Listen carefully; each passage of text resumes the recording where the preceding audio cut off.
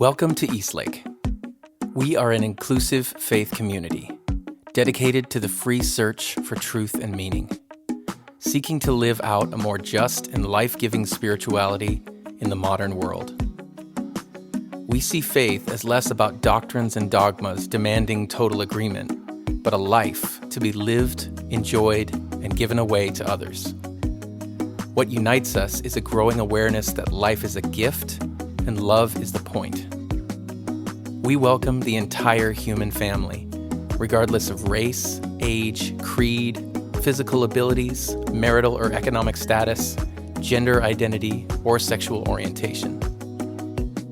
So if you are curious and have come to see, if you are tired and have come to rest, if you are grateful and have come to share, if you are journeying and have come to grow, if you are wounded and have come to heal, if you are joyful and have come to shine, welcome home.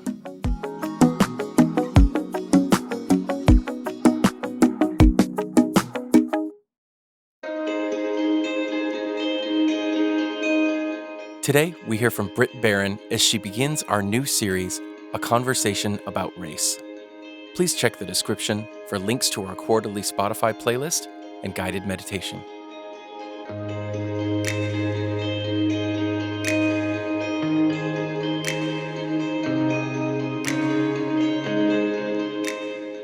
Hello, Eastlake. It's great to be with you all again. If you don't know me, my name is Brit Barron, and I've had the pleasure of being a virtual part of your community for a while, and I'm so excited to be back and to be sharing a few weeks with you all as we dive into a topic that is very near and dear to my heart. So for the next few weeks, we're going to be having a conversation about race in America. And so if you have been listening or watching to anything for the past few years, this has been a topic that I think has been more prevalent than any other time in my lifetime. You have people on the spectrum all the way from being engaged to this topic to all of a sudden June and summer of 2020, it really hit the spotlight and we were thrust into a conversation that maybe some of us weren't equipped to have or didn't understand how much nuance and history is involved in it. So I'm excited for the next few weeks to be able to walk us through this and give us some context and hopefully create some language and helping to understand what we mean when we talk about race, racism, privilege, white supremacy, and all of these things. So to start, one of the things I love to have folks do, so if you are at home, wherever you're watching this, if you would close your eyes, if you are watching this or listening to this while driving, keep those eyes open. But I want you to just imagine yourself by a river. So take a few deep breaths and imagine yourself by the most beautiful river you've ever seen. The water is rushing over the rocks, the wind is blowing in the trees, maybe you have a picnic, you've got your favorite wine, whatever you have. Now I want you to imagine that as you're sitting there, you look into the river and you see that the river is filled with trash. There's just Starbucks cups and plastic bags and egg cartons and all this trash you can imagine. And so now you have a choice.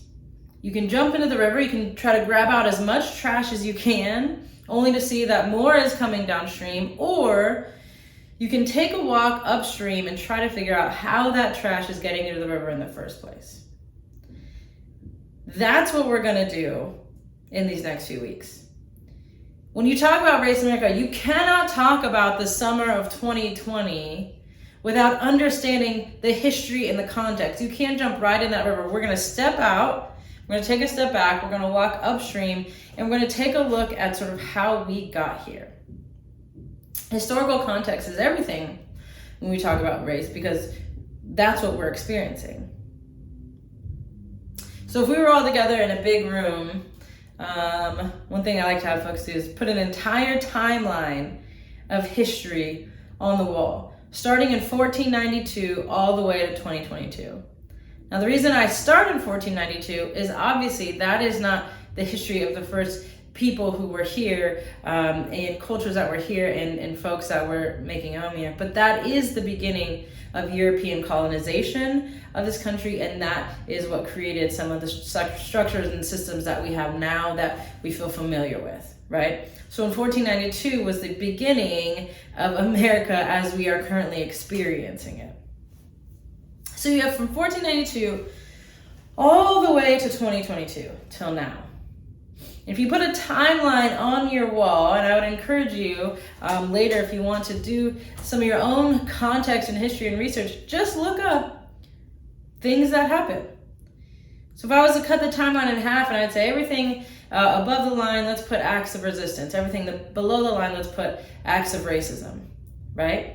And so you research and you research and you research and you see Elizabeth Keys sues for her freedom and she wins as an act of resistance. You see the Ku Klux Klan is formed, that's an act of racism. You see the Student Nonviolent Coordinating Committee is formed and they do sit-ins and they do all these protests. And then you see school segregation is legalized, and you see Jim Crow laws, and you see civil rights activists, and then you see this, and then you see the election of Barack Obama, and then you have the murder of George Floyd. And so you can go all along throughout the entire history, and you can learn a lot about the acts of resistance and about the acts of racism that have happened in this country. But one thing I think that's interesting that you'll find is when we go through all that history,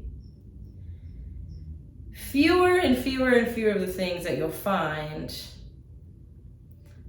come down to one person and their interaction with one other person. There seem to be some larger things at work. So one thing that's hard when we have this conversation, so let's take the murder of George Floyd. Something happens, violence, ignorance, and hate. Violence, ignorance, and hate, that's what we see. By the time we experience something in the media or all these things, it's at the level of violence, ignorance, and hate. We're seeing that happen. But the violence, ignorance, and hate that we see by the time a story or a situation of racism gets to us is the very tip of a much larger iceberg. We all know about icebergs. Most of them is underwater. By the time we see a little bit, your boat's probably already hit it. That's what got the Titanic. And that's, I'm sure, a metaphor in here somewhere. So let's talk a little bit about that iceberg. Because I think when we talk about racism and we boil it down to this ignorance, violence, and hate, a lot of us feel like, well, I'm personally not interacting or promoting or participating in the violence, ignorance, and hate. So am I racist? Am I not racist? Or how do I engage in this conversation, right? So let's talk about what's holding up the violence, ignorance, and hate that we see at the top of our iceberg, okay? So here's an iceberg, here's the water, you got violence and ignorance, hate. At the very bottom of the iceberg, we have what we'll call racist power, okay? Racist power. Right on top of that, we have what we're gonna call racist policy. On top of that is racist ideas. And then we hit the waterline and we see violence, ignorance, and hate. So let me break this down. Let me use one of the easiest examples we have of how this plays out. Let's use slavery.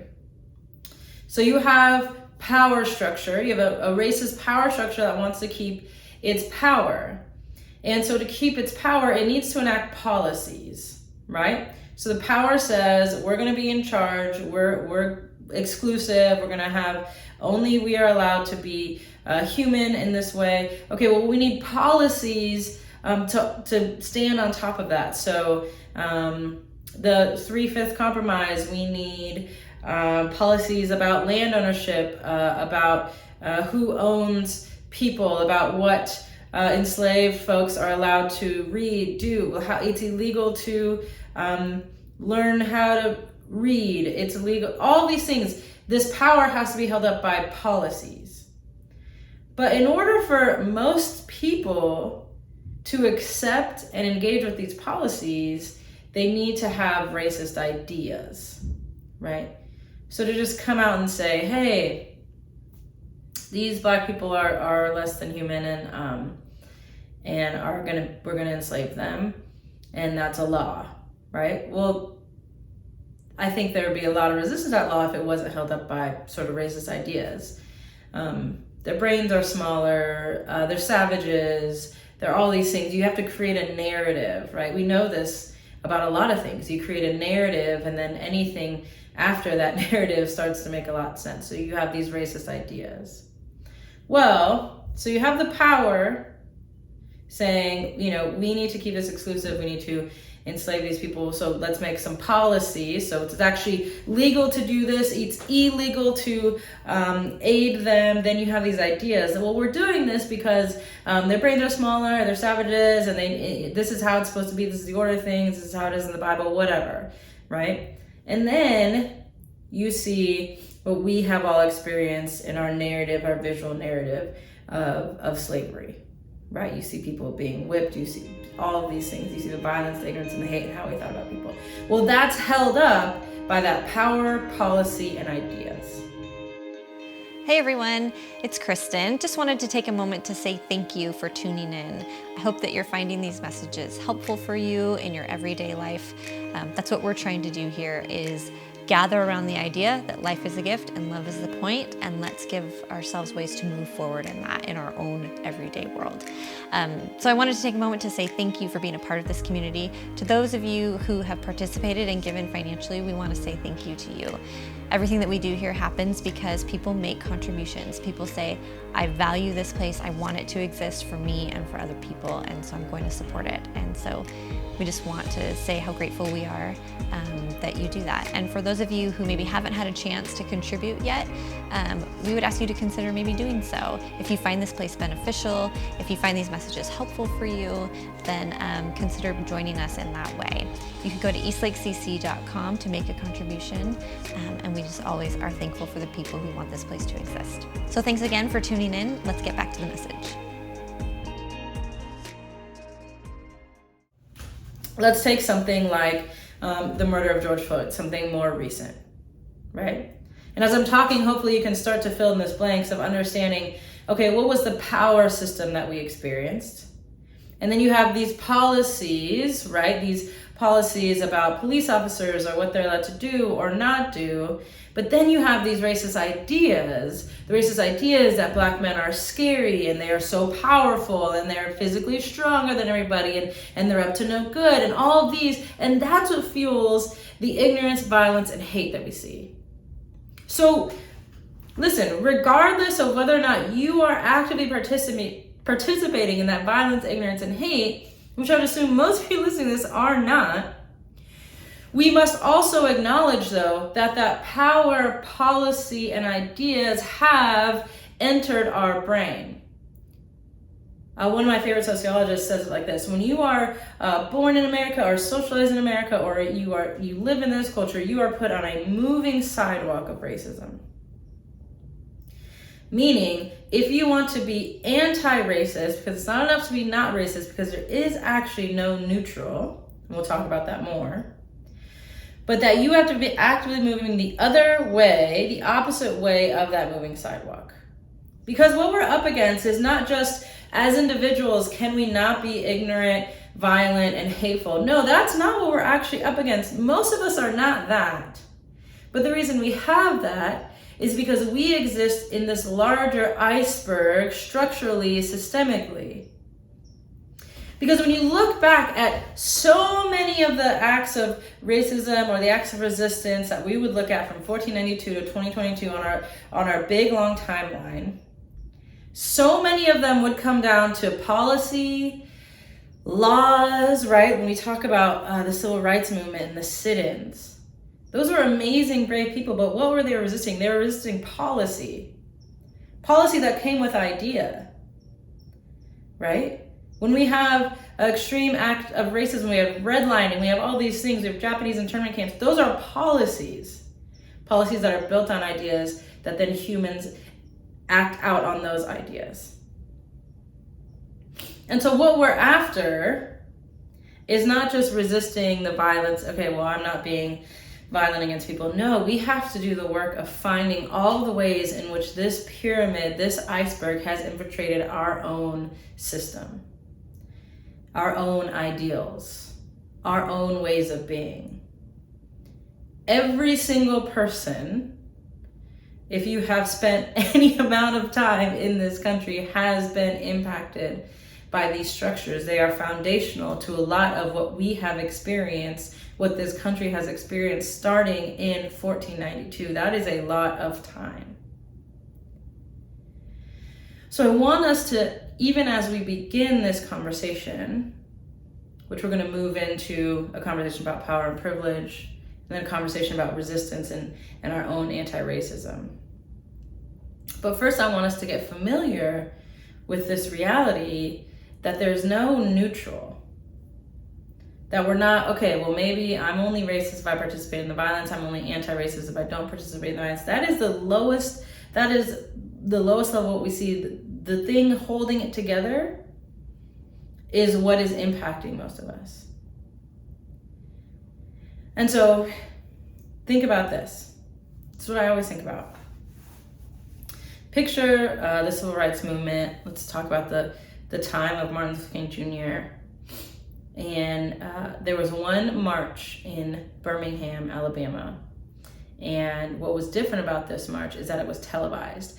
And so they say that this galvanized a lot of folks, a lot of white folks in particular, who were sitting on the sidelines, because they were able to visually see what happened, right? And this was a particular march where children were involved, and the children were being sprayed with fire hoses, and it was extremely graphic, and this was all televised. And so to boil the question down to, all right, so the folks sitting, watching in their living rooms, were they racist? Were they not racist? Well, I think that's a bad question. But I think it's a question a lot of us have been asking, particularly if you are white and you have found yourself in the last few years. The question of, am I racist or am I not racist? And I don't know if that is the question we need to be asking. I think the question we're asking is, am I actively moving in the opposite way of the moving sidewalk that I have been put on? And that's what's tricky and can get hard about this conversation. I want to acknowledge that. If you've never had this conversation, especially if you're white and you've never had this conversation, it can be scary to realize that, oh my gosh, maybe I have consumed racist ideas. Maybe I've participated in racist policies and contributed to racist power. Even though I don't find myself at the very top of that iceberg, all of those things have impacted my life. And the scary fear of being labeled, let's take the label of racist, not racist, let's just take that off the table for a while, right now. Because I want to have a conversation about how have we been impacted by these systems that we exist in. We'll get to the anti-racism soon, right? We're going to end there. But for now, maybe to ease some of the anxiety, we're talking about systems. We're talking about big things here at play that have impacted all of us. So let's take the terms and the labels and maybe some of that fear off the table and allow ourselves to be able to fully dive into a conversation about what these systems are, how they have impacted us, what it means to have power and privilege, how we can use it, and then we'll get to our own anti-racism identity. So, if you want,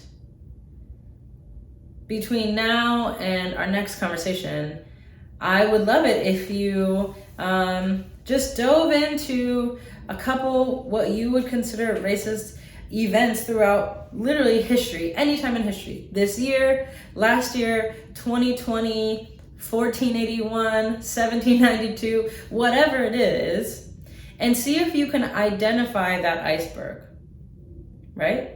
See if you can identify what was the racist power at work?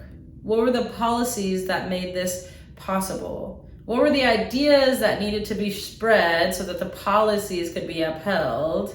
And how did that contribute to the ignorance, violence, and hate of whatever it is that you're looking at? I think that might help us along our journey if we start by looking at this as a structure, as a system. And then we find our own self in that structure, in that system. But let's not start with the, oh, am I racist or not? Let's start with understanding what that racism looks like in our context.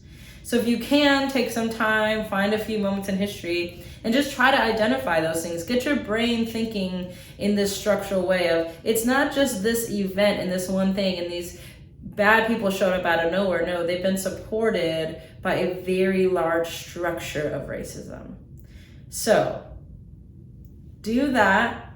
I am excited to go on this journey with you. I hope that we can build on this historical context. The next time we talk, let's dive into a little bit of power and privilege. And don't worry, we are going to arrive at a place about what it means for us, but let's start at what it means just to live in this culture, in this country that is supported by this iceberg. Okay, well, I'm excited to continue this conversation. Thank you for diving in to this with me. I know sometimes the topic of race causes different feelings among different folks. And so whatever you're feeling, thank you for continuing to come to the table of this conversation. And I hope we can all move forward together, because we certainly have a lot to unpack.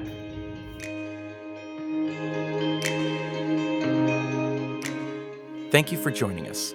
To make a donation, head to eastlakecc.com/donate.